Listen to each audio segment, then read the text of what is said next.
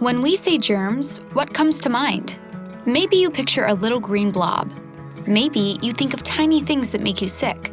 Lately, you might think of COVID-19. It's certainly the germ that's getting the most attention lately. After all, it's the reason for virtual learning, social distancing, and mask wearing.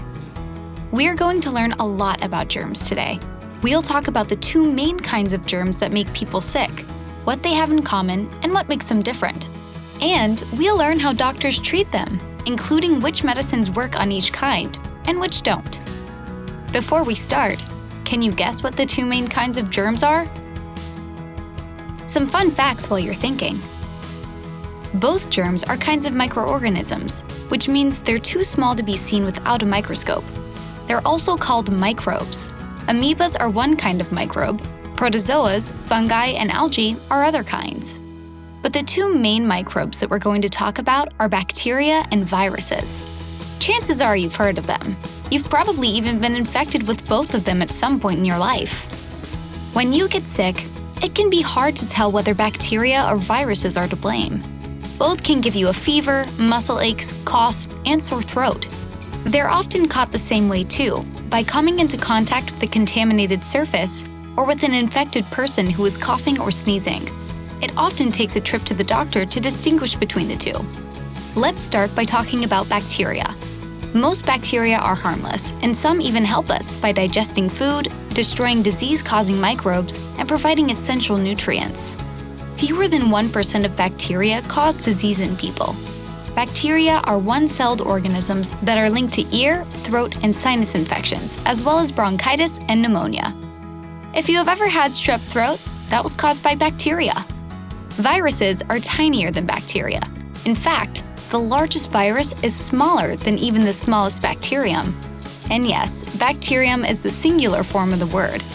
Unlike bacteria, viruses are so simple in their structure that they can't survive without a living host.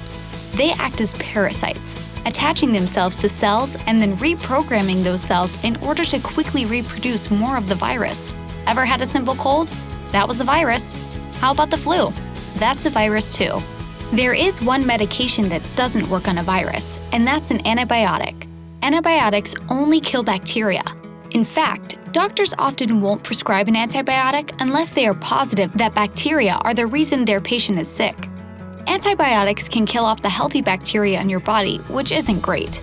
But the big reason for caution is that when people take antibiotics unnecessarily, it causes antibiotic resistance, meaning those drugs might not work as well when you really need them. Bacteria are adaptable, and some strains have grown resistant to antibiotics. This is a problem that scientists are working to solve. In fact, in 2020, many biopharmaceutical companies announced plans to work together toward the goal of developing at least 2, and hopefully 4, new antibiotics by the year 2030. They've raised $1 billion so far, which will help support the researchers who develop antibiotics throughout a long, complex, and risky process. Yeah, developing new antibiotics is that hard, and that important. So, if antibiotics only treat bacteria, what can doctors use to treat a virus? Sometimes, doctors will prescribe medications called antivirals, depending on the type of viral infection you have. Often, for the most common and least severe viral infections, like the common cold, the best and only treatment for a viral infection is to let the illness run its course. You should rest, drink plenty of fluids, and take over-the-counter fever reducers, with your parents' permission, of course. And wash your hands frequently to avoid spreading germs. One of the best ways to prevent a virus is to stop it from ever infecting you in the first place. And doctors do that with vaccines. When you were little, you were probably vaccinated against serious viruses like polio and measles. Sometimes, vaccines can even help protect you against certain types of bacteria. Some vaccines need to be given every 10 years to maintain effectiveness, like tetanus, or every year, like the flu shot.